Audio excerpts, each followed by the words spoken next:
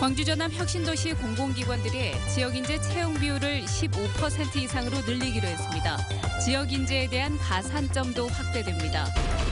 민주당 선거인단 모집이 끝난 가운데 각 후보 진영이 최대 승부처인 호남에서 승부수를 띄우고 있습니다. 세월호 선체 시험 인양이 내일 다시 시도됩니다. 날씨가 변수인데 본 인양도 예상됩니다. 인권 유린을 경험했던 시설의 장애인들이 옮겨간 곳에서도 인권 유린을 당한 것으로 알려져 충격을 주고 있습니다. 여러분 안녕하십니까? 광주 전남 출신 인재들이 혁신도시 공공기관에 취업할 수 있는 길이 확대됩니다. 공공기관들이 앞으로 지역인재 채용 비율을 15% 이상으로 더 늘리기로 했습니다. 이계상 기자입니다. 한국전력과 농어촌공사 등 빛가람 혁신도시 공공기관의 인사 담당 부서장들이 한자리에 모였습니다. 이들은 올해부터 신규 채용을 할 때 지역 인재를 15% 이상 선발하기로 했습니다. 서류 전형 과정에서 지역 인재에 대한 가산점을 확대하고 채용 비율 목표제 등을 도입하는 방식입니다. 공채에서 그 단계별로 이제 합격 그 비율이 15%가 안 되면 15%가 될 때까지 이제 추가로 합격시키는 거거든요. 지역 출신 인재들이 보다 수월하게 혁신도시 공공기관에 채용될 수 있도록 맞춤형 인재를 육성하는 데 공공기관과 대학이 함께 노력하기로 했습니다. 광주시와 공공기관, 대학들의 인사 관련 부서장이 상호 소통하는 간담회 등을 정기적으로 개최하기로 했습니다. 지난해 빛가람 혁신도시 공공기관의 지역 인재 채용 비율이 11.4%에 그친 가운데 이번 합의가 실질적인 채용 확대로 이어질지 주목됩니다. MBC 뉴스 이계상입니다. 민주당의 선거인단 모집이 끝났습니다. 최대 승부처이자 출발지인 호남 지역 경선을 앞두고 후보들이 승부수를 띄우고 있습니다. 윤근수 기자입니다. 오는 27일 광주에서 진행될 호남 권역 순회 경선에서는 1차 모집에 참여한 선거인단의 표만 집계됩니다. 1차 모집 당시 선거인단 규모는 163만 명, 특히 ARS 투표 신청자가 132만 명으로 이 가운데 호남 선거인단은 21%에 해당하는 27만 명입니다. 전체 인구 중 호남 인구의 비율이 10%인 점을 감안하면 2배 이상 많은 것으로 그만큼 뜨거운 열기를 반영하고 있습니다. 민주당의 후보들은 정당의 뿌리이자 순회 경선의 출발지인 호남에서 승기를 잡는 데 주력하고 있습니다. 문재인 전 대표 진영은 광주 전남 공약을 내세워서 과반 득표를 노리고 있습니다.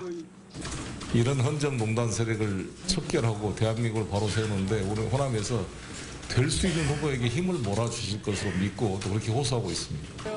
안희정 충남지사와 이재명 성남시장은 2002년 경선 때처럼 제2의 노풍을 기대하고 있습니다. 호남으로 매일 출근하고 있는 이 시장은 박근혜 전 대통령 구속수사를 촉구하며 선명성을 드러내는 한편 전두환 표창 발언을 비판한 안 지사를 공박했습니다. 해프닝 같은 말실수에 대해서 비난할 자격은 없다. 그것보다는 수천 배 더 큰 잘못이 학살 세력과 함께 하겠다는 것이다. 그렇게 생각합니다. 안희정 충남지사는 모레 광주 방문을 포함해서 2박 3일간 호남의 일정을 집중하기로 했습니다. 민주당 경선 판도를 가늠하게 될 호남 경선이 다가온 가운데 내일은 광주 전남 27개 투표소에서 현장 투표가 진행됩니다. MBC 뉴스 윤근수입니다. 국민의당 대선 후보 경선을 앞두고 안철수 전 대표가 광주에서 당원들과 잇따라 간담회를 열고 정치공학적 연대에 반대한다는 입장을 거듭 밝혔습니다. 안철수 전 대표는 무원칙한 연대로는 국민의당을 약화시킨다며 손학규 전 대표와 박주선 의원을 우회적으로 비판하면서 광주의 통합 정신이 국민에 의한 연대를 이끌 것이라고 말했습니다. 또 승리와 통합, 호남을 위해서 자신이 후보가 돼야 한다며 지지를 호소했습니다. 인권 유린을 피해 새로운 시설로 옮겨가지만 또다시 인권 유린을 당한 장애인들이 있습니다. 피해자들은 다름 아닌 6년 전 도가니 사건의 여성 장애인들이었습니다. 김철원 기자입니다. 지체장애인과 청각장애인 등 여성장애인 30명이 생활하는 복지시설입니다. 이 가운데 22명은 지난 2011년 이른바 도가니 사건이 일어난 광주 인화학교 법인의 또 다른 시설인 인화원에서 넘어온 장애인들입니다. 당시 인화원에서 생활하던 56명의 장애인들을 더 좋고 안전한 곳에서 생활하게 한다며 3곳으로 나눠서 보낸 곳 중 하나입니다. 하지만 이곳에서도 여성장애인들은 지난 5년 동안 제대로 된 사람 취급을 받지 못했습니다. 15명씩 생활하는 방에서는 비가 오면 물이 새기 일쑤였고 곰팡이가 핀 음식을 제공받기도 했습니다. 겨울엔 따뜻하고 여름엔 시원한 생활을 기대하기도 힘들었습니다. 한여름에는 에어컨을 틀지 못하게 해가지고 차가운 땅바닥에 누워 계시거나 아니면 벽에 딱 달라붙어가지고 더위를 피하는 게 유일한 방법이셨고, 이들에게 지급됐어야 할 음식과 옷값은 어딘가로 빼돌려졌습니다. 전날에 미역국이 나오나 부석국인가 그런 게 나오면은 다음날 된장국에 보면 미역이 들어가 있거나 아니 전날 먹었던 두거나 계란이 들어가 있는 경우도 있고 반찬도 엄청 소량. 조사에 나선 광주시도 이 같은 사실을 확인했습니다. 광주시는 법인 대표 등이 보조금 등을 유용한 혐의를 확인해 해임하기로 하고 현재 청문 절차를 진행하고 있습니다. 해당 시설장과 대표이사는 경찰 조사와 광주시 조사에서 모든 것을 밝히겠다면서도 취재 요청은 거부했습니다. 인권유린을 피해서 이곳으로 온 여성 장애인들이 왜 또 인권유린을 겪을 수밖에 없었던 것인지 원인과 책임 소재에 대한 철저한 진상조사가 필요해 보입니다. MBC 뉴스 김철원입니다. 현장 상황이 좋다면 내일 오후쯤엔 세월호가 수면 위로 올라옵니다. 날씨가 변수인데 현재 풍랑특보가 내려진 바다는 자정을 넘기면서 잠잠해질 것으로 보입니다. 김진선 기자입니다. 세월호의 무게는 7,900여 톤, 퇴적물 등을 포함한 수중 무게는 10,000톤이 넘는 것으로 추정됩니다.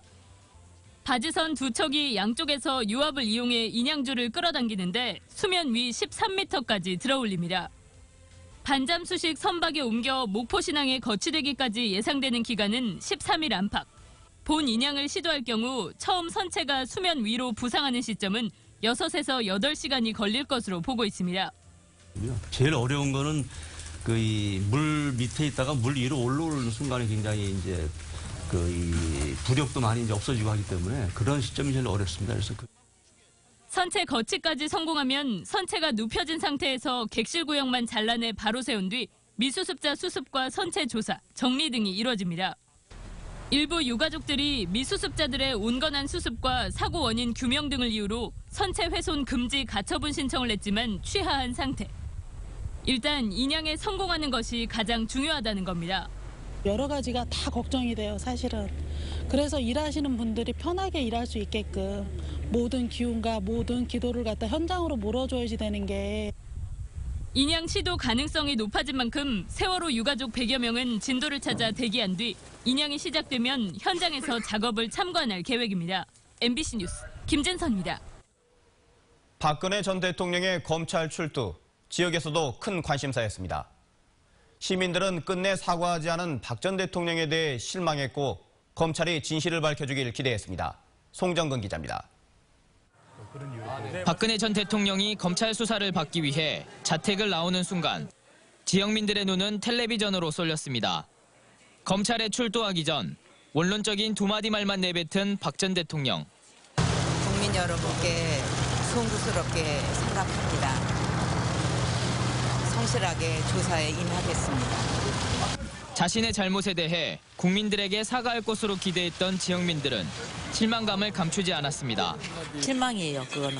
좀 더 구체적으로 좀 말을 해줬으면 좋았겠는데 너무 간단하게 하고 들어가신 것 같아서. 특검 수사를 이어받은 검찰 수사를 놓고 시민들은 양분된 반응을 내놨습니다. 과거 검찰의 모습을 비춰볼 때 수사가 제대로 이뤄지지 않을 거라는 우려와 이번만큼은 진실이 밝혀질 것이라는 기대가 엇갈렸습니다. 또 박 전 대통령에게는 국민들을 생각해서라도 진실을 말해달라고 당부했습니다. 한나라의 대통령이신데 좀 서운한 맛도 있지만은 그래도 밝힐 것은 정상적으로 밝히고 이 어둠에서 참 생활하고 있는 이 국민들이 생각한다면 진실은 꼭 밝혀졌으면 합니다.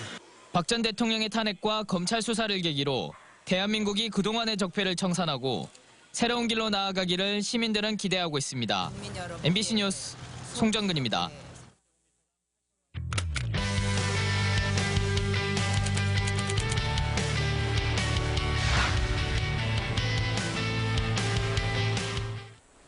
페이크 뉴스. 요즘 흔히 하는 말로 가짜 뉴스를 말합니다. 가짜 뉴스의 특징은 인터넷이나 미디어 플랫폼을 통해서 언론 기사 형태로 나타나는 걸 말합니다. 트럼프 대통령이 박근혜 전 대통령 탄핵에 반대했다. 문재인과 이재명 후보의 국적이 북한이다. 5.18 유공자들이 금수저 혜택을 누리고 있다 등 최근엔 SNS나 인터넷을 통해서 유포되는 일반적인 거짓 정보들과 가짜뉴스가 명확하게 구분되지 않는 경향도 있습니다. 공통적인 건 매우 빠른 속도로 잘못된 여론이 형성될 우려가 높다는 겁니다. 중앙선거관리위원회가 올 들어 지난달까지 허위 비방으로 적발한 건수는 6,426건. 삭제 도취된 허위 사실만 해도요, 5천여 건에 이릅니다. 광주 지역에서도 삭제 요청 건수가 221건에 이릅니다. 선관위는 대선에 영향을 미칠 수 있는 가짜뉴스에 대해서는 사이버 대응센터를 만들어 엄단할 방침입니다. 유권자들도 거짓 정보에 현혹되지 않도록 잘 판단해야겠습니다. 오늘의 검색창이었습니다. 5월 9일 대통령 선거를 앞두고 광주시 선거관리위원회가 공정선거 지원단을 발대시켰습니다. 공정선거 지원단은 선관위 직원과 공개 모집을 통해 선발된 시민 등 100여 명으로 구성됐고 깨끗한 선거문화 정착을 위해 예방과 단속 활동을 벌이게 됩니다. 광주시 선관위는 사전 안내를 우선으로 하되 가짜뉴스나 허위사실 공표 등 중대 선거범죄에 대해서는 엄정하게 대처하기로 했습니다. 금호타이어 채권단이 박상구 금호아시아나그룹 회장이 요구한 컨소시엄 허용안건을 부의하지 않은 것으로 확인됐습니다. 주 채권은행인 산업은행은 전반적인 법률 검토에 시간이 걸리고 있다며 컨소시엄 허용안에 대한 입장을 묻는 서한을 아직까지 각 채권은행에 발송하지 않았다고 밝혔습니다. 산업은행은 각 채권은행들의 의견을 모아 내일까지 컨소시엄 허용 안건에 대한 최종 결론을 내릴 예정이었지만 안건 부의가 연기되면서 결정 시기도 뒤로 미뤄지게 됐습니다. 국내 최대 물산업 종합박람회인 워터코리아 2017이 김대중 컨벤션센터에서 개막했습니다. 이번 박람회에는 미국과 중국, 일본 등 7개 나라에서 물산업 관련 기업 120개사가 참여했고 상하수도를 포함해 물산업 분야의 최신 기술과 제품 동향 등을 한눈에 살펴볼 수 있습니다. 한편 세계 물의 날인 내일은 정부 주관의 기념행사가 김대중 컨벤션센터에서 열릴 예정입니다.